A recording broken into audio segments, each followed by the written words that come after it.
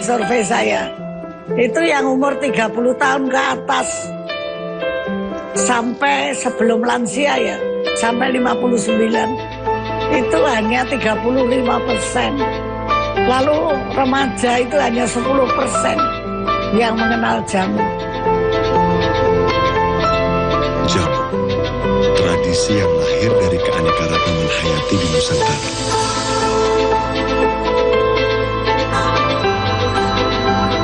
Jamu itu adalah satu-satunya di dunia, sehingga seharusnya kita semua merasa bahwa jamu itu merupakan keunggulan bangsa Indonesia yang sulit disaingi bangsa lain.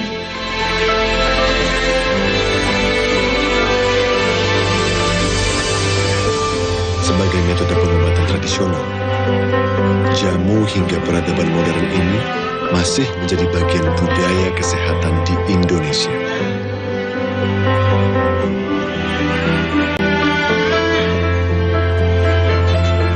Jadi kesadaran bahwa kita itu memelihara kesehatan melalui minum jamu, itu memang betul-betul harus dicari caranya bagaimana supaya orang-orang muda berpikir seperti itu.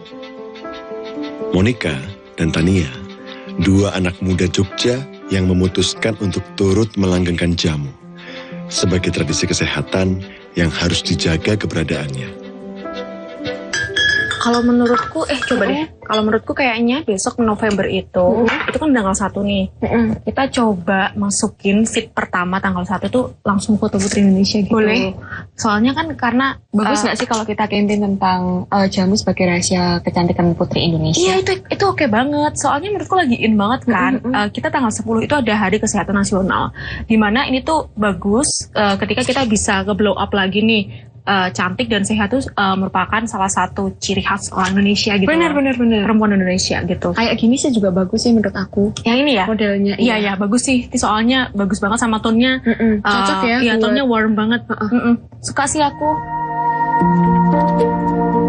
Memanfaatkan teknologi informasi, Monica dan Tania mendistribusikan produk jamunya ke masyarakat.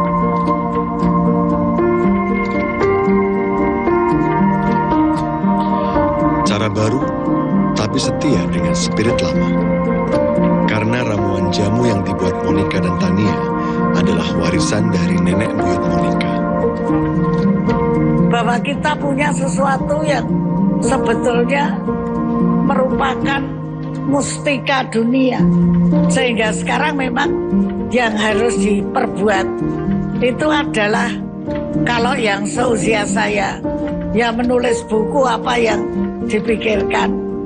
Kalau yang lebih muda, membuat audiovisual supaya penontonnya itu menjadi lebih banyak, peminatnya lebih banyak. Ketika kami kuliah, kami sering berorganisasi bareng, kemudian ikut lomba bareng, terus terpikir, yuk kita meningkatkan level pertemanan kita. Gimana kalau kita bikin usaha yang relate sama apa yang udah dilakukan keluarganya Monica, yaitu jualan jamu. Eyangnya Monica ini kebetulan adalah penjual jamu sejak 1950. Jadi Monica ini adalah generasi keempat dari eyang buyutnya.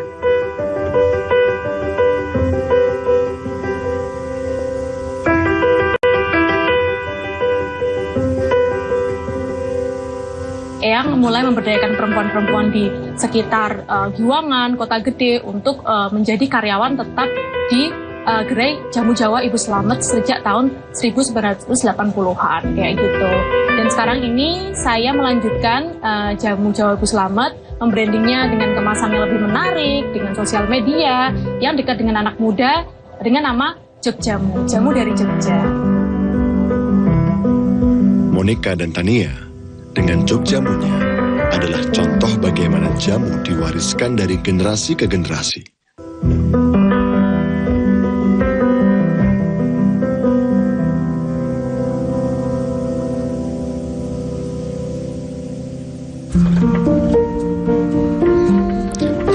Ini adalah nguter, sebuah daerah yang menjadi sentra jamu, dengan para penjual jamu tradisional sebagai penggeraknya.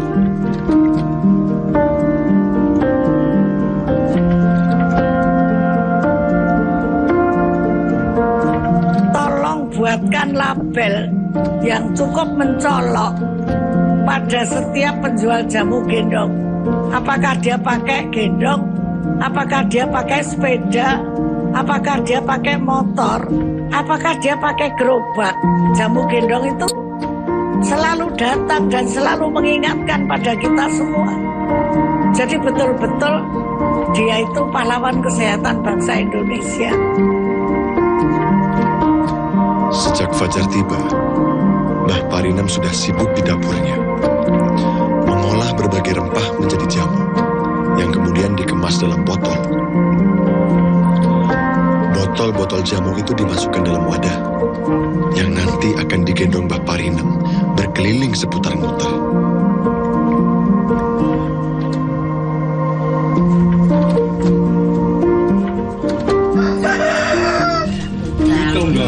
Dosa lho Mas. Bar ijab niku pon nang mriki terus langsung kan dodol ben ngeter-ngeteri ngoten kali mboke ijab tepeken adosi lengganan ngoten niku. Tapi lengganan ngoten dados mungkin nak bae pun nanten sing terusne. Di usianya yang sudah 70 tahun, Mbah Parinem masih setia berkeliling menjajakan jamu gendongnya. Sejak tahun 1970, kebiasaan ini ia lakukan setiap hari. Namun, seiring usia yang sudah menua, Mbah Parinem kini hanya berkeliling saat kondisi kesehatannya mendukung.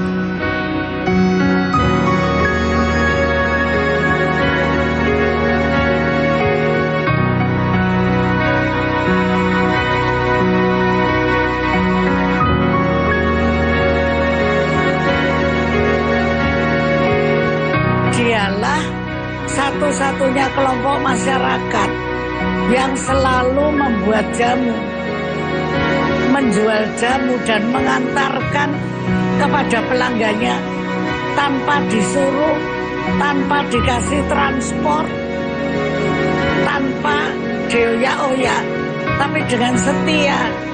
Bahkan setiap rumah dia ketuk, jamu nih Mas, jangan lupa Pak, Bu minum jamu. Nah itu mereka kerjakan setiap hari. Kehadiran Mbah Parinem selalu ditunggu para pelanggannya.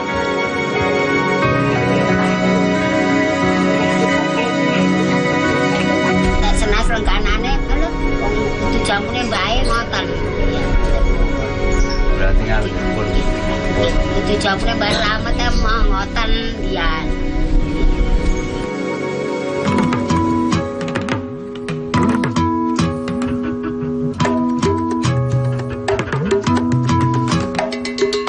Sekian lama berkeliling Nguter, jamu Mbah Parinem sudah dirasakan warga Nguter dari generasi ke generasi. Sebuah kesetiaan tentang merawat tradisi jamu.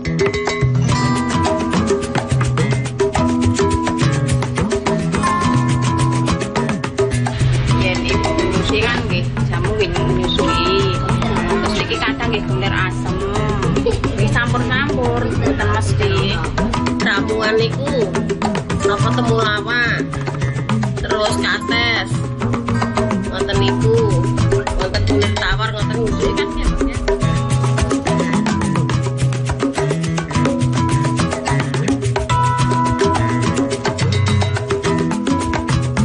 Mandeke nggih jam 12 wonten rikon wau. Iki balik bakul-bakul sing dereng parek Mas ampun waras. Biasanya dengaran buat kayaknya kalau teko ngoten tahun kawau biasanya jam 10 biasanya kalau jam 12 Mas yang tupinggan di kawau dan baru boleh kan baru dikiai kamu jam 12 sama penting kayak podo warek barang ngombe wong sita warek ngoten.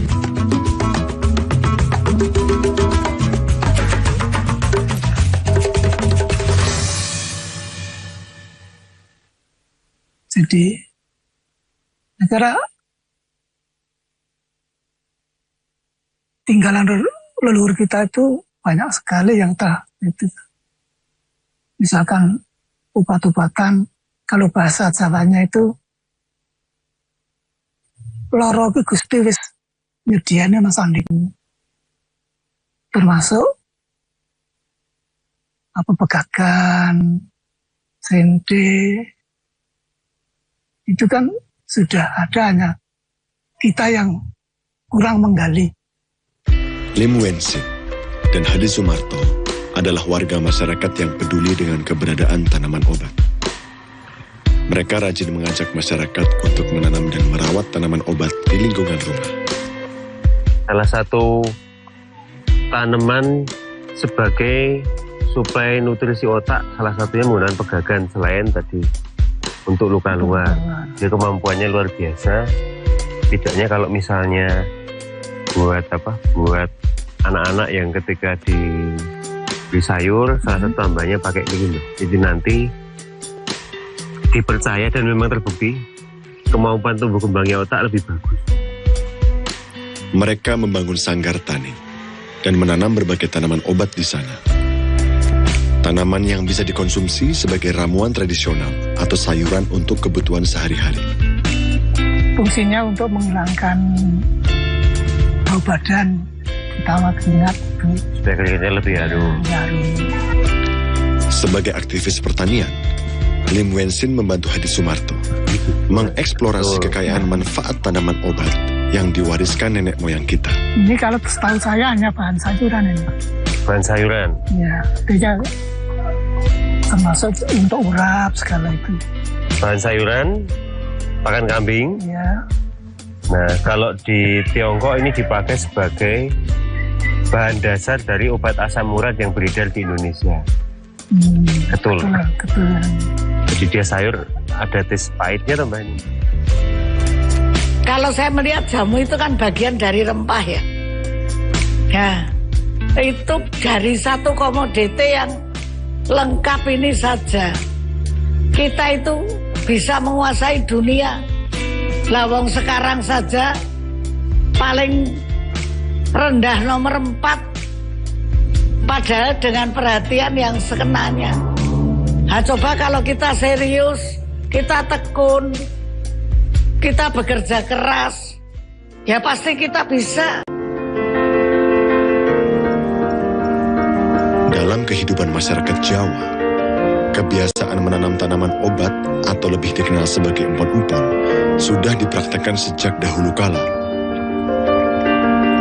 Di mana empon-empon seperti jahe dan kunyit biasa dikonsumsi warga saat kondisi badan dirasa tidak sehat. Beberapa warga malah menjadikan empon-empon sebagai produk usaha kecil penopang ekonomi rumah tangga mereka. Hal inilah yang dilakukan kelompok wanita tani Mekar dari Ngelean, Sleman. Menjadikan empon-empon sebagai salah satu penopang ekonomi keluarga juga kerap disampaikan Profesor Dwiyati. Beliau adalah peneliti tanaman pangan. Saya tertarik penelitian kunir putih karena kunir putih yang saya teliti ini adalah aromanya mangga. Jadi saya sebagai orang pangan, orang yang mempelajari pangan dan ahli pangan gitu, sangat tertarik ada empon-empon kok aromanya pangan, aromanya mangga. Dan di S3 saya teliti di dalamnya ada apa kok kunir putih jenis mangga ini berkhasiat. Sampai saat ini saya masih penelitian terkait kunir putih jenis mangga ini. Ada sebagai anti diabetes, sebagai anti aging. Dengan sarana kunir putih hasil penelitian saya ini, alhamdulillah yang kolesterolnya tinggi itu bisa normal. Kolesterol normal 200 mg per dl misalnya. Kalau seseorang itu kolesterolnya 300, berangsur-angsur ternyata bisa normal di bawah 200. Yang trigliserid juga demikian, trigliserid bahkan ada yang 998. Padahal normalnya 150, berangsur-angsur ternyata bisa normal. Dan banyak penyakit yang lain, terutama yang terkait dengan kanker, tumor atau miom. Itu kunir putih mengandung ribosum inacting protein sehingga mampu menonaktifkan sel tidak normal, mampu mencegah perkembangan sel tidak normal, bahkan mampu merontokkan sel tidak normal. Jadi manfaatnya besar sekali. Tentang kesehatan masyarakat Jawa dan yang saya alami karena kebetulan saya ini orang Jawa asli gitu ya, lahir di Jawa, itu masyarakat mempercayai obat tradisional yang ada turun-temurun di lingkungannya, di masyarakat sekitar. Saya beri contoh, misalnya pada saat anak atau anak-anak itu tidak nafsu makannya tidak ada atau badannya kurus, kemudian diberilah temulawak atau dijamoni temulawak HKA.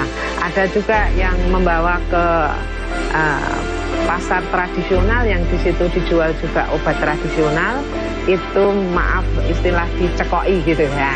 Itu menurut saya sudah turun-temurun dari nenek moyang. Kalau anak tidak doyan makan, kurus, tidak sehat, maka diberi jamu sehingga nanti maemnya akan semangat, kemudian akan sehat. Kita harus selalu berusaha menunjukkan bahwa jamu kita, jamu dari Indonesia ini ada khasiatnya. Nah, khasiat itu selain dibuktikan, tetapi juga dibuktikan bahwa seseorang yang minum jamu memang lebih sehat, tetapi juga didukung oleh hasil-hasil penelitian. Jadi kenapa hasil penelitian saya yang saya buat produk ini dipercaya? Bahkan ada yang minum dekan, profesor, pembimbing saya dulu, kemudian ada anggota MPR misalnya, beli misalnya seperti itu, ya karena percaya ada dukungan penelitian bahwa yang diteliti itu menunjukkan khasiat.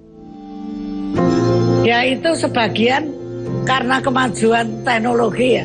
Sudah ada yang kalau saya menyebutnya disaintifikasi. Kalau katakanlah jahe, itu mengandung apa saja, bermanfaat untuk apa saja. Bertani pon-pon yang baik, bersatu, kemudian menghasilkan pon-pon yang bermutu. Itu tidak sulit, tapi harus ada kemauan keras. Karena kita ini bangsa yang besar dan bangsa yang agung. Contohnya warisannya ya jamu itu kalau untuk kesehatan. Orang lain nggak punya. Pasar kita itu masih terbuka sekali di tingkat dunia untuk jamu. Dalam filosofi Jawa, sakit merupakan penanda ketidakseimbangan hubungan antara tubuh dengan lingkungan. Sehingga proses penyembuhannya bisa dilakukan dengan memanfaatkan apa yang telah disediakan oleh alam.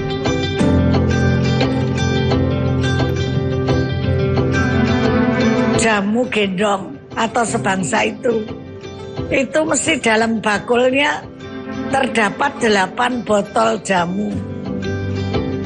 Apa maksudnya?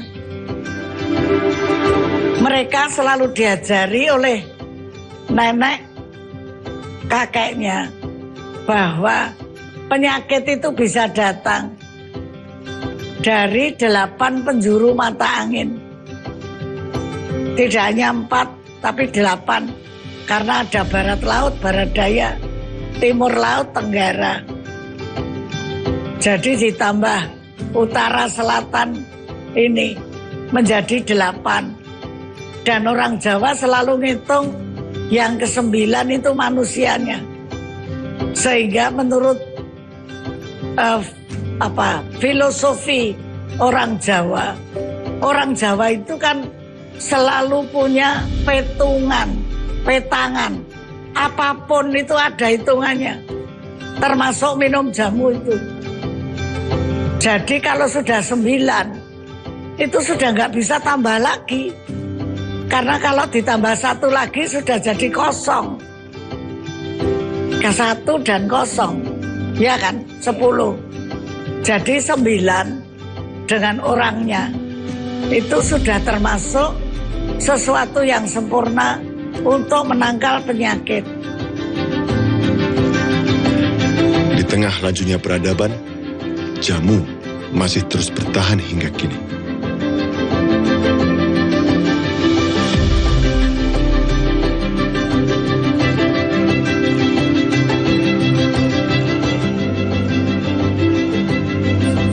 Itu yang memang harus dilestarikan juga, dimulai dikenalkan lagi ke anak-anak saya, ke cucu-cucu jenengan, Mbah.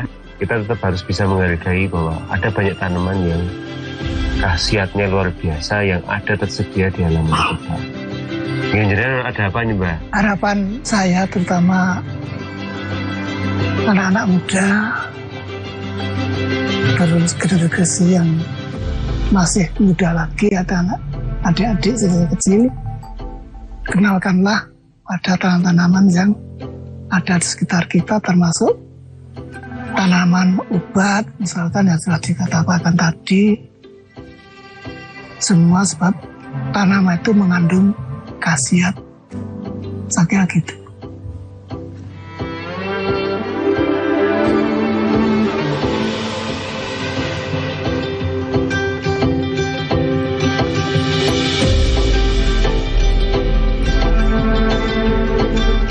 Negara-negara, bangsa-bangsa yang hidup di belahan dunia timur itu dibandingkan dengan yang dari barat, sama-sama dilanda modernisasi, kualitas hidupnya menurun.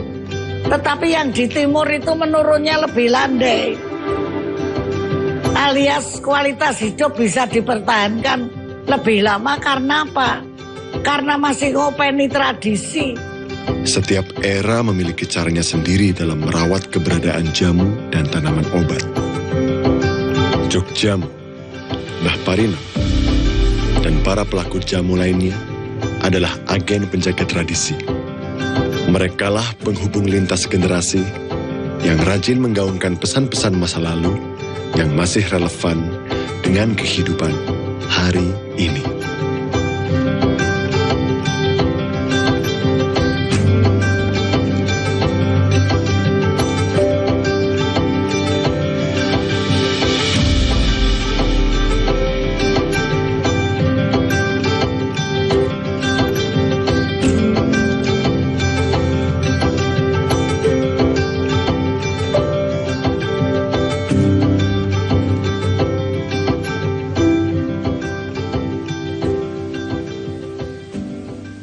Selamat berjumpa dalam program Jatim Gaspol, Gagasan Politik Jawa Timur.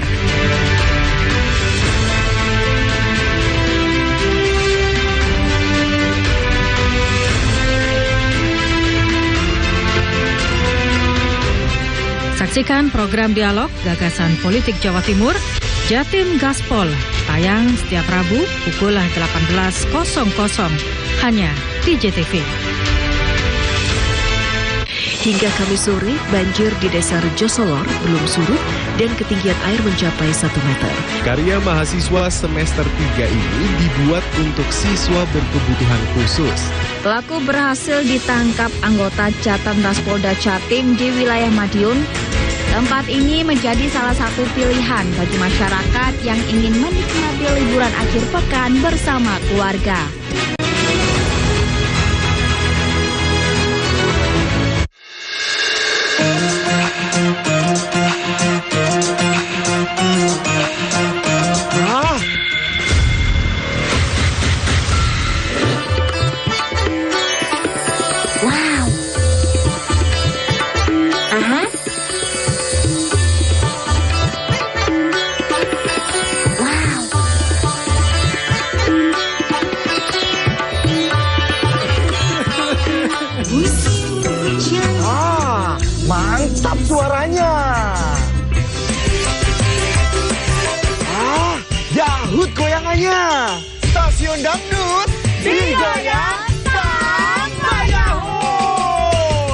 Dari 150 kali gempa tersebut, 2 diantaranya memiliki kekuatan signifikan. Selama ini pabrik rumahan tersebut memproduksi arak jenis Trobas tanpa izin. Untuk keripik singkong dan jagung ini sangat murah meriah.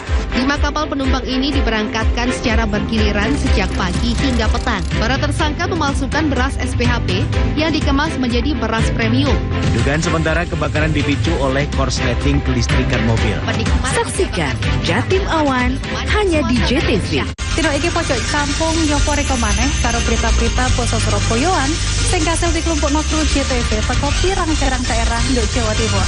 Geni semu blok gede ambek meratak cepot iki ngentekno bangunan gudang kaya nyimpen palet karo para dayo kudu desek-desekan kanggo oleh kurma gratis. Pihak sekolah ngomong banjir gelek kedadean nang mangsa rendeng. Tibake pemandangan alam Bromo ancen uapi. Upaya ngevakuasi loro ula piton gede sing mangkon nduk sak iterane Semeru kudu tetep waspada. Kerambimu kang tak diregati ping 4. Sapa? Lelah Dede. Dhewe kaya iki tok. Iki tok. Gak tau gantinya wis iki tok.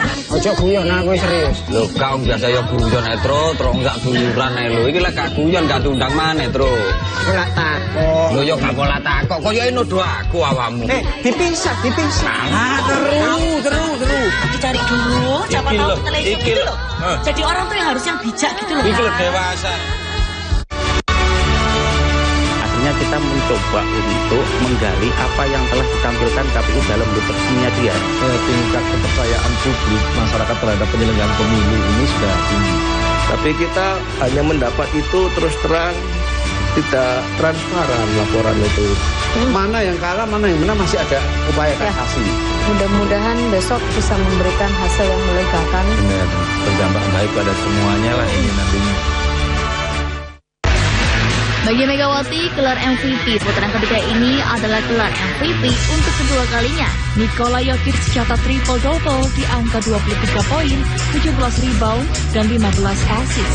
AC Milan sukses meraih trofi pertamanya di musim ini, yaitu trofi juara Supercoppa Italiania. PSSI Senin kemarin mengumumkan pemecatan Sintayong dari kursi pelatih kepala timnas Indonesia.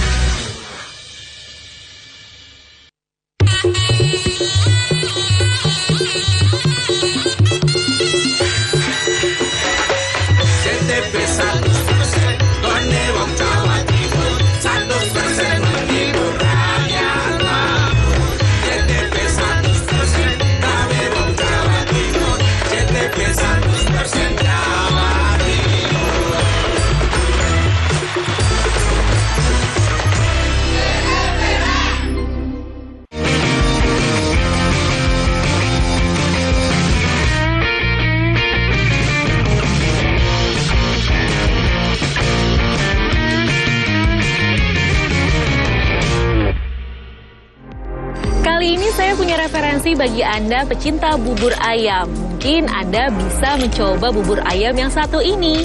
Di Cirebon, Jawa Barat terdapat bubur ayam yang diolah dengan cara dibakar, pemirsa. Dan Anda pun bisa menambahkan penyajian bubur ayam dengan tambahan daging ayam, daging sapi, ataupun ikan.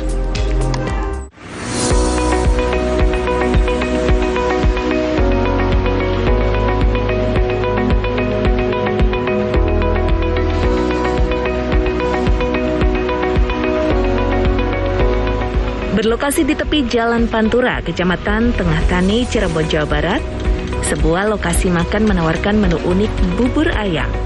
Aroma bubur yang diolah dengan arang kayu ini membuat pembeli tak sabar mencobanya. Biasanya bubur disajikan langsung dengan kaldu dan irisan daging ayam. Namun di sini bubur dibakar terlebih dahulu. Setelah aromanya semakin wangi, bubur diberi tambahan lauk. Lalu kembali dibakar sampai mendidih. Bubur dihidangkan selagi panas. Proses ini membuat cita rasa bubur semakin kuat dan gurih, sehingga berbeda dengan bubur pada umumnya.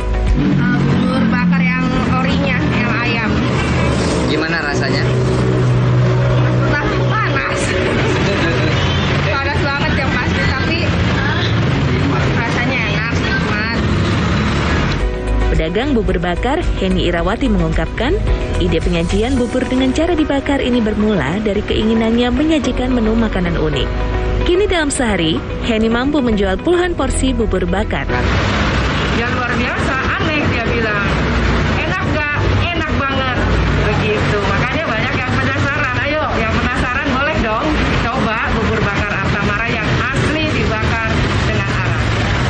3 menu bubur yang bisa dipilih konsumen, yakni bubur bakar ayam, bubur bakar cakalang, dan bubur bakar tumpang koyor lengkap dengan irisan daging sapi dan kulitnya. Satu porsi seharga Rp15.000 sampai Rp20.000. Penasaran dengan rasanya? Sempatkan waktu mampir menikmati hidangan ini jika berkunjung ke Kabupaten Cirebon. Udin Pepeh, SMTV Cirebon, Jawa Barat.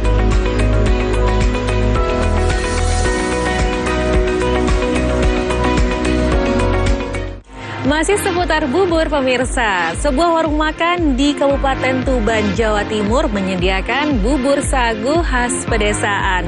Tentunya Anda tak perlu pergi jauh-jauh ke Indonesia Timur untuk mencicipi bubur sagu ini.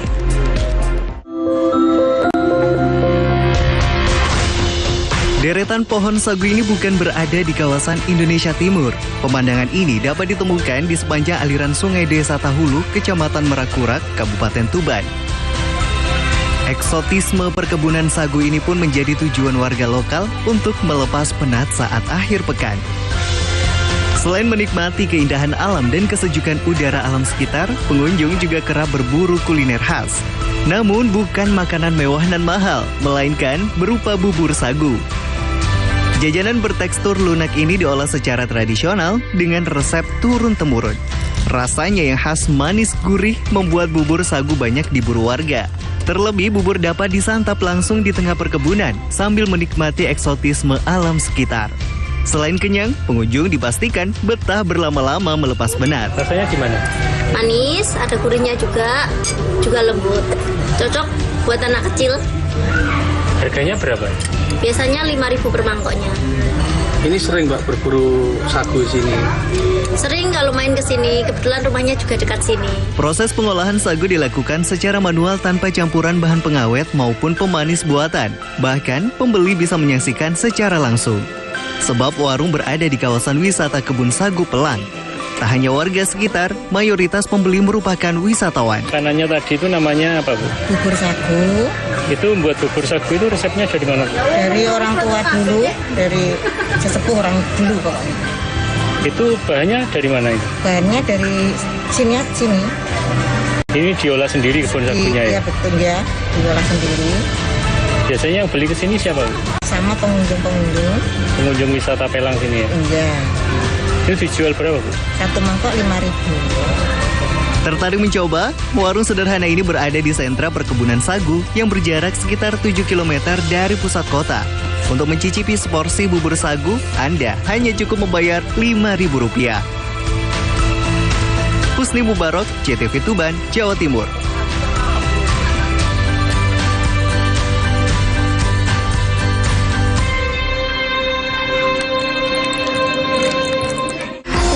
Sudah ada beragam olahan bubur. Kali ini saya punya rekomendasi untuk Anda pecinta durian. Anda bisa menikmati berbagai olahan kuliner durian di lereng Gunung Anjas-Moro yang dikenal dengan sentra buah durian.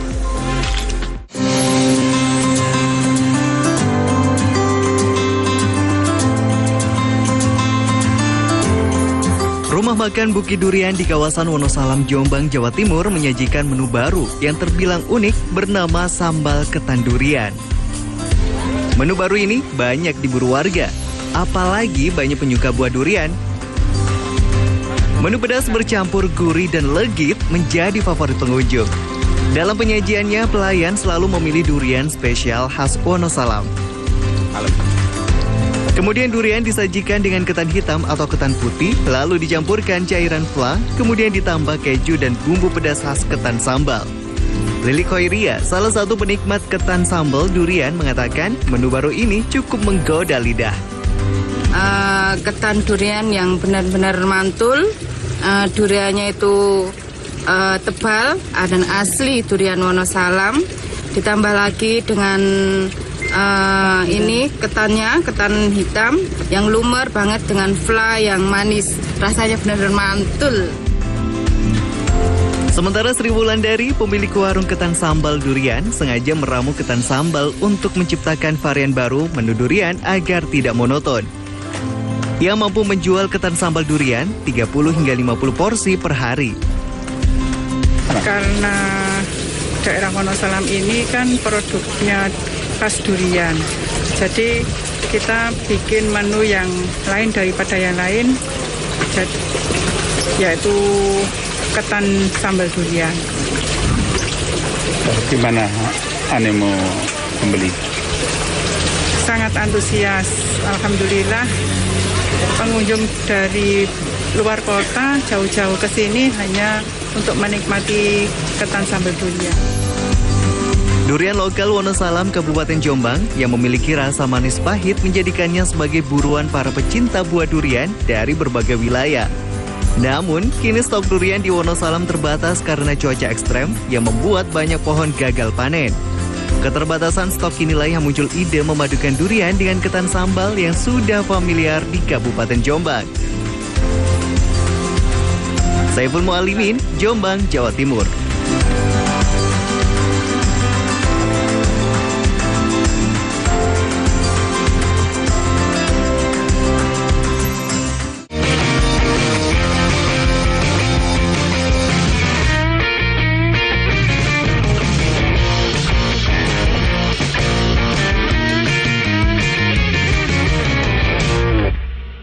Hingga Kamis sore, banjir di Desa Rejosolor belum surut dan ketinggian air mencapai 1 meter. Karya mahasiswa semester 3 ini dibuat untuk siswa berkebutuhan khusus.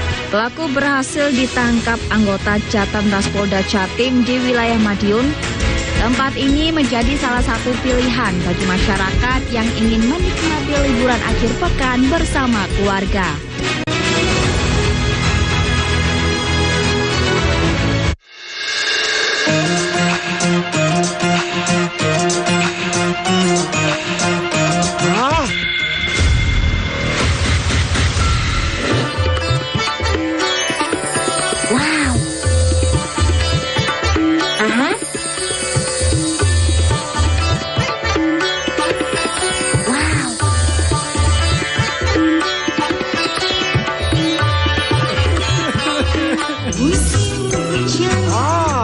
Mantap suaranya.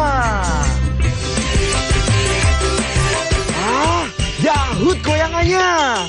Stasiun dangdut digoyang sama Yahut.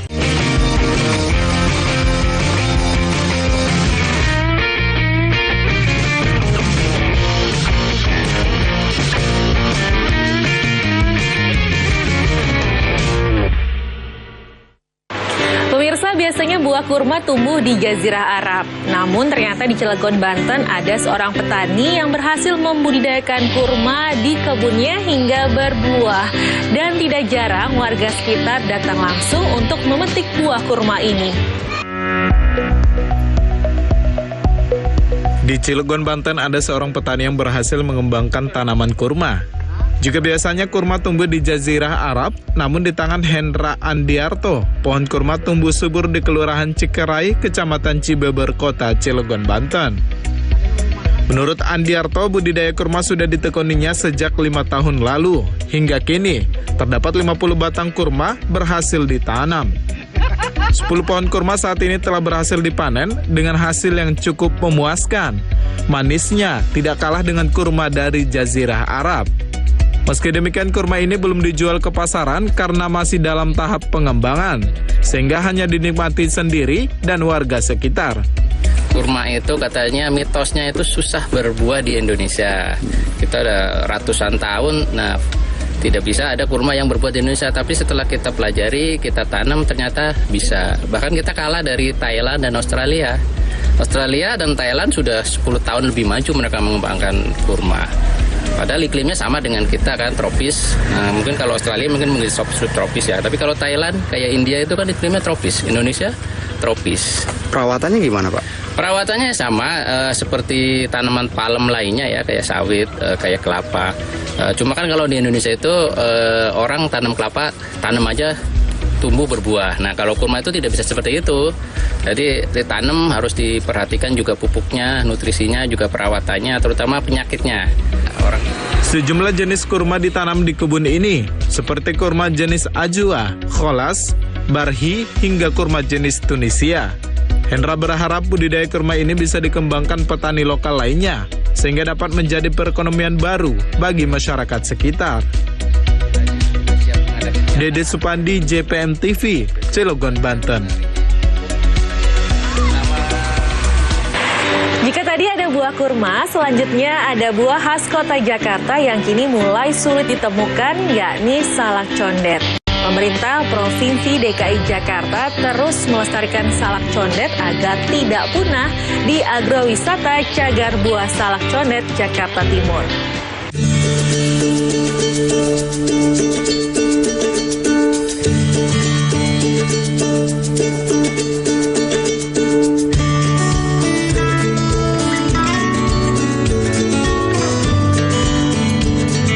Agrowisata Cagar Buah Condet, Jakarta Timur menjadi salah satu tempat konservasi yang dikelola oleh Pusat Pengembangan Benih dan Proteksi Tanaman Dinas KPKP Pemerintah Provinsi DKI Jakarta. Di kawasan seluas lebih dari 3 hektar ini ditanam beberapa tanaman buah asli Jakarta, salah satunya salak condet. Salak condet atau buah yang memiliki nama latin Salaka edulis cognita saat ini sudah sulit ditemukan di pasar-pasar buah. Bisa dibilang populasi tanaman ini di tempat asalnya sendiri nyaris punah. Di Condet, daerah aslinya, tanaman salak condet tersisa hanya di agrowisata Cagar Buah Condet, Jakarta Timur. Di tempat lainnya, lahan tanaman salak berubah menjadi permukiman. Salak condet sebagai maskot Jakarta juga memiliki perbedaan dengan salak jenis lainnya yang ada di Indonesia. Yang membedakan salah satunya dari rasa, ketebalan, hingga tekstur buahnya. Dimana kalau ciri-ciri salak condet itu ya dari mulai kulitnya itu tersusun rapi, warnanya kuning ke coklat-coklatan, kemudian bersusun secara rapi seperti genting itu ya. Kemudian si dagingnya tebal ya, kemudian bijinya agak kecil ya. Nah, beda dengan salak cakra yang lain. Kemudian rasanya manis ya. Agak asam-asam dikit ya, sehingga menimbulkan kesegaran dan berbeda dengan salak-salak yang lain gitu ya, dan lebih renyah gitu, lebih renyah salak condet itu. Gitu.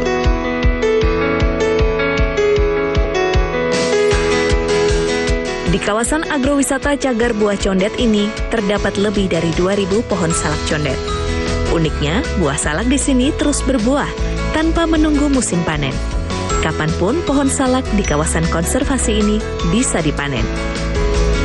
Hal ini agar para pengunjung atau masyarakat datang ke kawasan ini bisa mempelajari dan merasakan langsung buah salak condet khas DKI Jakarta. Keistimewanya di sini bersyukur bahwa di sini alhamdulillah hampir setiap saat ada terus. Jadi nggak panennya nggak serempak, karena kita buat seperti itu. Kenapa? Kalau misalkan dibuatnya sekali panen, itu nanti pada saat ada yang berkunjung sini nggak ada, cuma nama doang. Tapi ini kan terus-terusan ada. Jadi bertahap terus. Mudah-mudahan hampir tiap waktu ada terus salak condet yang bisa dicicipi di sini. Makanya bagi warga Jakarta khususnya, ya mungkin nanti kalau setelah pandemi berakhir, ya silakan berkunjung di sini untuk mencoba mencicipi salak. Dalam melestarikan dan membudidayakannya, ada perawatan khusus untuk pohon salak condet agar menghasilkan buah yang baik. Pemberian pupuk kandang 2 kali dalam 1 tahun dan terus menjaga kebersihan pohon agar tidak terjadi pembusukan buah salak. Kita memang pohon salak ini harus rapi dan bersih agar supaya ngapa? Bunganya itu nggak busuk di saat dia mau berkembang. Nah, gitu. Karena kita di sini kan nggak cuma pohon salak yang ditanam, ada pohon duku, melinjo, kecapi, gitu dan sebagainya. Ada pucung juga. Nah, kalau bunganya seperti ini sambil dijalani, kalau bunganya seperti ini ketutup sampah nanti kan busuk, gitu. Nggak bisa kita menghasilkan buah dengan baik. Agrowisata Cagar Buah Condet bukan hanya tempat wisata semata. Kawasan ini merupakan tempat konservasi untuk menjaga agar buah yang menjadi maskot Jakarta tidak punah. Dan masyarakat bisa ikut melestarikan salak condet dengan meminta bibit pohon salak condet secara gratis melalui geopenstreetmap.id/dkpkp. Devri Novaldi, Arisandi, JPM TV.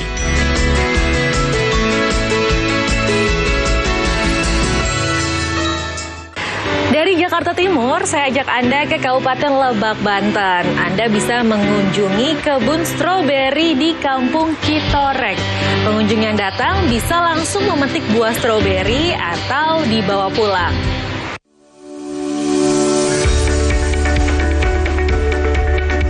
Kabupaten Lebak kini memiliki objek wisata baru, wisata kebun stroberi yang berlokasi di Kampung Desa Citorek Tengah, Kecamatan Cibeber, Kabupaten Lebak, Banten. Di lahan seluas 1.200 meter, terdapat 3.000 pohon stroberi milik kelompok tani Mutiara Bumi. Lokasinya yang berdekatan dengan wisata negeri di atas awan Gunung Luhur menjadi daya tarik warga untuk berkunjung. Di argo wisata stroberi ini, pengunjung bisa memetik langsung stroberi atau dibawa pulang. Harganya Rp40.000 per kilogram. Selain itu, warga juga bisa membeli bibit stroberi dengan harga Rp5.000 per polybag. Jika ingin bibit yang sudah berbuah, harganya lebih mahal, yakni Rp25.000 hingga Rp30.000. Pengelola wisata kebun stroberi Agus Triyatna mengatakan, kebun stroberi ini sudah berjalan selama 4 bulan. Selain membeli buah dan bibit stroberi, lokasi ini juga dijadikan objek bersuah foto. Sejak mulai awal panen, itu wisatawan mungkin tujuan awalnya mereka mau ke Gunung Luhur, melihat ada kebun stroberi di sini, mereka mampir, ada yang hanya foto-foto, ada yang beli buahnya, bahkan banyak yang beli benihnya juga, Pak. Benih yang kecil-kecil, itu kita jual 5.000 per benih, yang sebesar ini kadang-kadang ada yang minta juga. Ini yang udah berbuah katanya dia minta, kita jual aja 25.000 sampai 30.000. Salah satu pengunjung, Desi Amalia, mengaku sangat senang bisa langsung memetik dan menikmati buah stroberi. Sangat senang ya, karena kita bisa memetik stroberi dengan sepuasnya, bisa memetik stroberi sendiri gitu.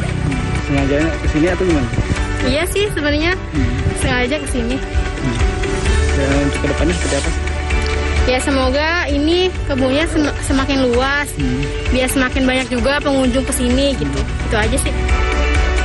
Rencananya pengembangan skala besar akan dilakukan pengelola bekerja sama dengan pihak desa agar pohon buah stroberi semakin berkembang lebih banyak lagi. Yusef Kurnia, JPM TV, Lebak, Banten.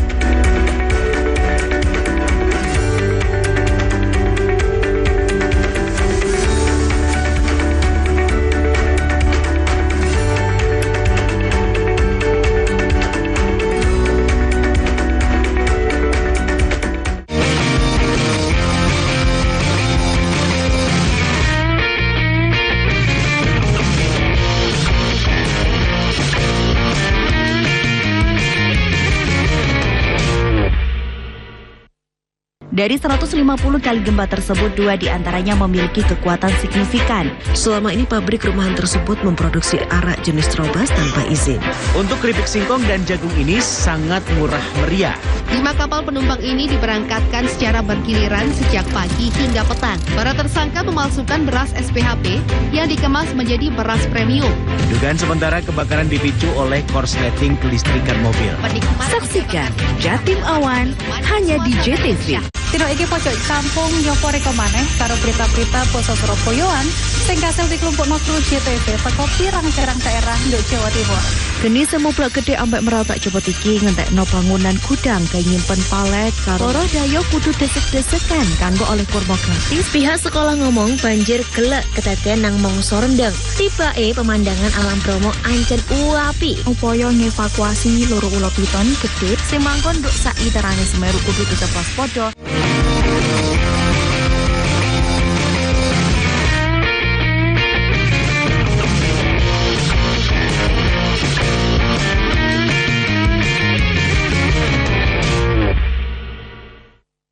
Warung makan sate ini terkenal legendaris dan tidak pernah sepi pembeli. Warung sate yang berada di Tugu Penceng ini selain rasanya yang enak, harganya juga terjangkau loh pemirsa, Rp12.000 saja untuk satu porsinya.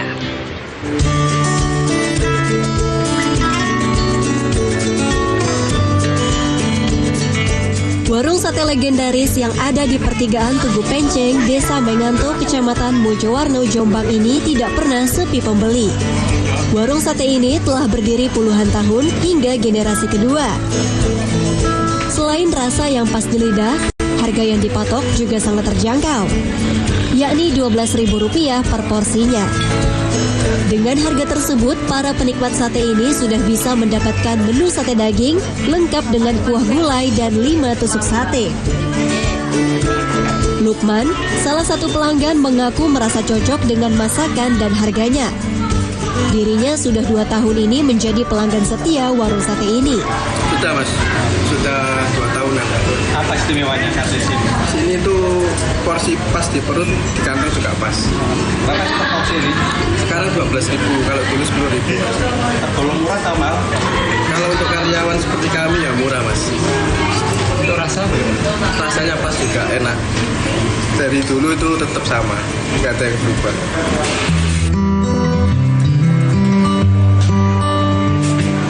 Ainun Yania, pemilik warung sate, mengaku setiap harinya bisa menghabiskan daging hingga 80 kg. Untuk menyiasati harga yang terjangkau, 1 porsi sate dicampur daging dengan hati sapi dan lemak daging sapi. Sate ini legendaris Mas, mulai ibu saya, terus ibu saya terusin sama saya. Kenapa sih? Rasanya enak, gimana gitu Mas. Kalau yang membuat berbeda dengan sate lainnya apa di sini?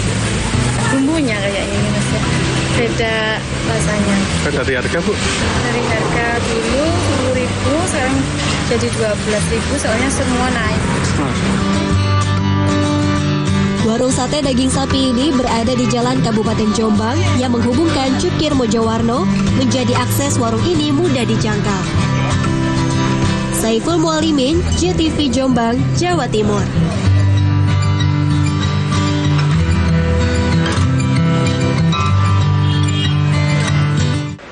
Selanjutnya dari Kecamatan Panarukan, Situbondo, Jawa Timur, ada sebuah kuliner yang mungkin agak asing didengarnya pemirsa, namanya sate lalat.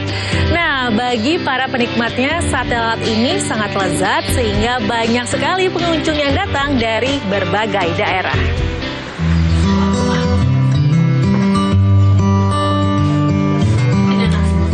Warga di Desa Ruingin Anom, Kecamatan Panarukan, Kabupaten Situbondo, Jawa Timur mayoritas bekerja sebagai penjual sate lalat. Maka tak heran di desa ini dikenal sebagai Kampung Sate. Warganya saling berbagi tugas, ada yang memotong daging hingga menyediakan lidi sebagai tusuk sate. Tapi Anda jangan salah sangka, yang dijual bukan lalat serangga yang biasanya kita hindari ketika makan atau minum. Namun sate ayam yang ukurannya mini seperti lalat.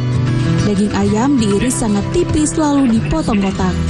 Berbeda dengan sate pada umumnya yang berisi 3 hingga 4 daging, sate lalat ini hanya berisi 2 atau 3 daging kecil.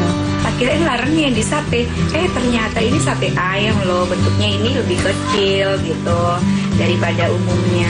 Tapi enak loh, sekali makan loh kalau kita kayak gini. Rasanya lembut, enak, gurih. Yang membedakan apa dengan sate-sate? Yang membedakan itu karena potongannya kecil-kecil gitu.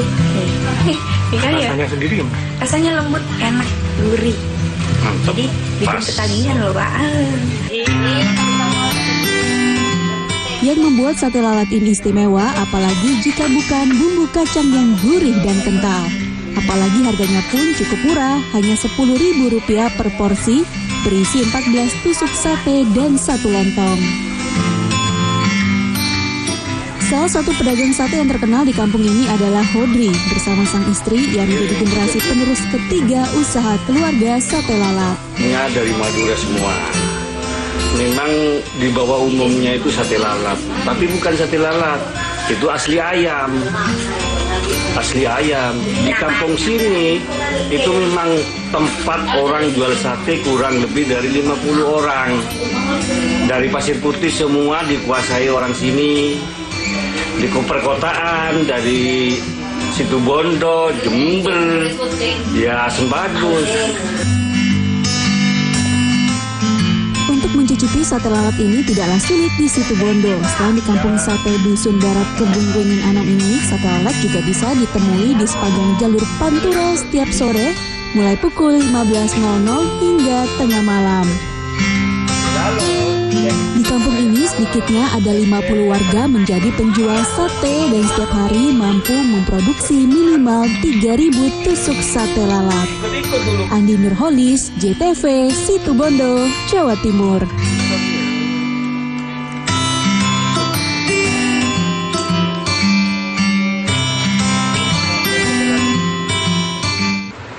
Pemirsa, bagi Anda pecinta seafood mungkin bisa mencoba kuliner andalan dari Pantai Kelapa Tuban, yakni kepiting keroyokan. Kuliner khas dari pesisir pantai utara Tuban ini disajikan berdasarkan campuran dari hewan laut dan disajikan di wadah piring besar. Ingin menikmati kuliner khas pesisir utara Tuban dengan pemandangan pantai kelapa nan eksotis? Anda bisa datang ke Seafood Pantai Kelapa di Desa Panturan, Kecamatan Palang, Kabupaten Tuban. Sesuai namanya, kepiting keroyokan berbahan baku utama kepiting segar hasil tangkapan nelayan sekitar. Hewan laut bercangkang keras ini dimasak bersama berbagai jenis seafood lain seperti kerang, udang, serta cumi-cumi. Seluruhnya disajikan bersamaan dalam satu wadah piring besar. Kuliner kepiting keroyokan yang menjadi menu andalan Seafood Pantai Kelapa kini menjadi buruan banyak orang. Makanan dengan porsi besar ini dapat dinikmati 5 orang sekaligus. Para pelanggan biasanya menikmati kepiting keroyokan ramai-ramai bersama keluarga, teman, atau kerabat. Sambil makan, mereka juga dapat menikmati indahnya panorama matahari tenggelam di perairan utara. Mbak, ini makan menu apa ini? Ini ada kepiting keroyokan, bukan hanya kepiting aja sih, ini ada kerang bambu juga, ada cuminya juga, banyak, enak sekali, pedas juga. Untuk menikmati ini sih murah ya, harganya cuma 159, ada udangnya juga tuh. Kepitingnya. Bisa dinikmati berapa orang satu menu ini? 5 orang, ya. Ini makan rame-rame sama temen gitu berarti ya? Iya, cocok sih buat rame-rame, soalnya ini juga segini buat 5 orang. Bahan baku kepiting keroyokan dijamin masih segar. Bahkan proses pengolahan bahan hingga memasak dilakukan setelah pesanan masuk. Terdapat 5 jenis masakan atau bumbu yang dapat dipilih sesuai selera pembeli, baik pedas maupun tidak pedas. Tak hanya pecinta kuliner lokal Tuban, penikmat kepiting keroyokan juga datang dari berbagai kota sekitar. Di antaranya Surabaya, Lamongan, dan Bojonegoro. Menu andalan kami itu ada kepiting keroyokan. Jadi kepiting keroyokan itu terdiri dari berbagai macam seafood. Di antaranya ada aneka kerang. Di situ ada kerang batik, ada kerang hijau, ada kerang tahu, ada juga kepiting dan udang. Itu biasanya dimasak apa itu? Untuk bumbunya sendiri kita ada 2 pilihan macam rasa. Ada pedas dan ada yang tidak pedas. Kalau untuk yang rasa pedas sendiri itu ada cili super pedas. Lalu untuk yang tidak pedas itu kita ada menu asam manis, di bumbu asam manis juga. Itu harganya berapa, Mbak? Untuk harga dari kepiting keroyokan 159.000. Dari satu porsi kepiting keroyokan itu bisa untuk 3-5 porsi. Bagaimana? Penasaran ingin mencoba kepiting keroyokan? Menu kuliner ini dapat ditemukan di kawasan Pantai Kelapa Tuban. Untuk menyantap satu porsi kepiting keroyokan, Anda hanya cukup membayar Rp159.000 saja. Husni Mubarok, JTV Tuban.